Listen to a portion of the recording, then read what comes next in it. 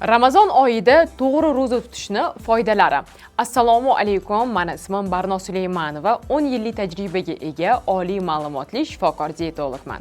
Bugun siz bilan Ramazon oyida to'g'ri ro'za tutish qanchalik organizmimiz uchun juda ham foydali ekanligi haqida gaplashamiz. 11 oy davomida xohlagan mahsulot ovqatlarimizni xohlagan paytda mazza qilib yeb ichib yurganmiz. Ana endi ro'za tutgan paytimizda, ya'ni Ramazon oyida ro'za tutish orqali butun organizmimizni tozalaymiz. Ana endi tozalanish o'zi qanaqa bo'ladi? Qarang, demak, bizani organizmimiz o'rganib qolgan. Shu yoshingizgacha, necha yoshdasiz? 50 yoshdamisiz, 40 mi, 60 mi, umuman farqi yo'q.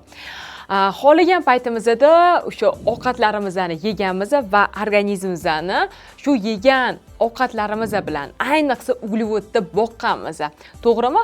Endi qisqacha uglevod to'g'risida ma'lumot beradigan bo'lsam, uglevodlar ham ikkiga bo'linadi. Murakkab uglevodlar bor va sodda uglevodlar bor. Ya'ni murakkab uglevodlar bu foydali uglevodlar, sodda uglevodlar bo'lsa bu zararli uglevodlar.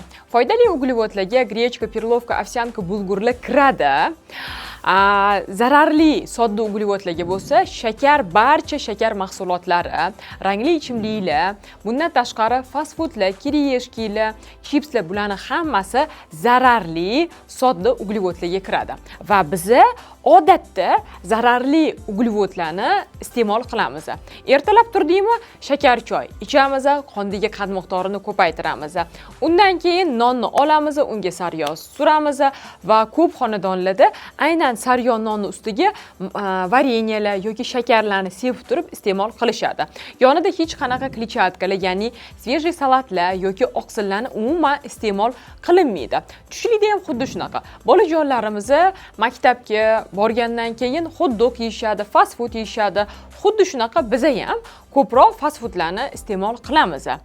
Kechki paytga borib ham iloji boricha shu salatlarni kamaytirib, oqsili kam bo'lgan ovqatlarni iste'mol qilamiz. Kamdan kam holatlarda uyda issiqqina ovqat, ya'ni oqsilga boy bo'lgan, foydali bo'lgan, yonida kletchatkalar bilan ovqatlanamiz. Va organizmimiz biza nima mahsulotni beradigan bo'lsak, shunga o'rganadi.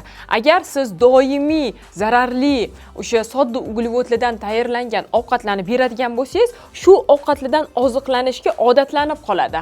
Agar siz o'sha uglevodlarni iste'mol qilmasdan faqatgina tabiiy bo'lgan, foydali bo'lgan mahsulotlardan tayyorlangan ovqatlarni iste'mol qilib yuradigan bo'lsangiz, demak shu mahsulotlarga organizm o'rganadi va o'rgangandan keyin, odatlangandan keyin o'sha organizmingizni majburlasangiz ham sodda uglevodlarni iste'mol qilmaydi. Lekin hozirda bizning organizmimiz, menimcha sizni ham organizmingiz faqatgina foydali bo'lgan mahsulotlardan oziqlanishga odatlanmagan.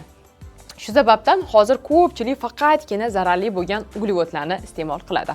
Xo'p, endi nima bo'ladi? Siz o'sha sodda uglevodlardan, o'sha fast foodmi, gamburgermi, lavashmi iste'mol qilyapsiz. Uni yeganingizdan keyin qoningizdagi qand miqdori tezda ko'tarilib ketadi va sizdan yana ovqat so'rayveradi.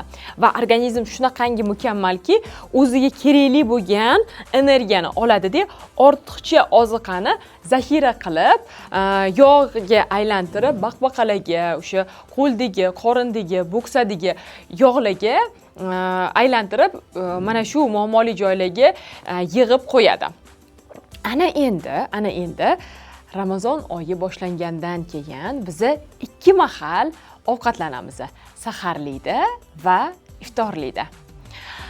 Mana shu 2 mahal ovqatlanib turib, o'rtada hech qanaqa mahsulot, ovqat umuman iste'mol qilmaganimizni hisobiga organizmimizda autofagiya holati, ya'ni ichki tozalanish holati boshlanadi.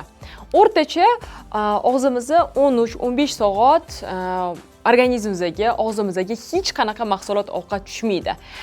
Bunda insulin gormoni, ya'ni yog'i to'playdigan gormon insulin har o'zi ovqatlanganimizdan keyin 6 soatda, 7 soatda normaga keladigan bo'lsa, mana shunda endi 13 soat, 15 soat ovqatlanish orasi ochilib ketgandan keyin insulin gormoni maksimal darajada tabiiy yo'l bilan insulin gormoningiz, yog'i to'playdigan gormon normaga keladi va u yog'iga yog'i yoqadigan gormonlar ishlab chiqarishni boshlaydi va siz mana shu ovqatlanish orasini ochganingiz hisobiga, hech qanaqa mahsulot ovqatlarni yemaganingiz hisobiga gormonlaringiz tabiiy yo'l bilan to'g'rilanadi. Bu birinchisi. Ikkinchisi, bizani organizmimizda patogen bakteriyalar bor. Zamburug'lar bor, kandidozlar bor, gijji parazitlar bor. Mana shu etib o'tgan mikroorganizm, patogen bakteriyalar, zamburug'lar, kandidozlarni oziqasi bu shakar mahsulotlari hisoblanadi. Va organizmga 13-15 soat davomida hech qanaqa uglevodlar tushmagani, nafaqat uglevodlar, hech qanaqa mahsulot tushmaganini hisobiga mana shu patogen bakteriyalar, zamburug'lar, mikroorganizmlar oziqasiz qoladi. Oziqasiz qolib, ular nobud bo'ladi. Ana endi sizda zamburug'lar, kandidozlar, mikroorganizmlar bor yo'qligini qattan bilsangiz bo'ladi. Demak, sizda agar sochlaringiz yog'lanadigan bo'lsa, qazg'oq bo'ladigan bo'lsa, demak aniq zamburug'lar bor va ovqatlanish orasini ochganingiz hisobiga mana shu ichinglaringizdagi hamma zamburug', kandidozlar yo'qoladi. Organizmingiz tozalanadi va eng kerakli foydali tarafi shundaki, autofagiya paytida organizmda barcha ishlamaydigan, ayniqsa yog' to'qimalari yo'qoladi. Bugun siz bilan Ramazon oyida to'g'ri ro'za tutish qanchalik organizmimiz uchun foydali ekanligi haqida gaplashdik.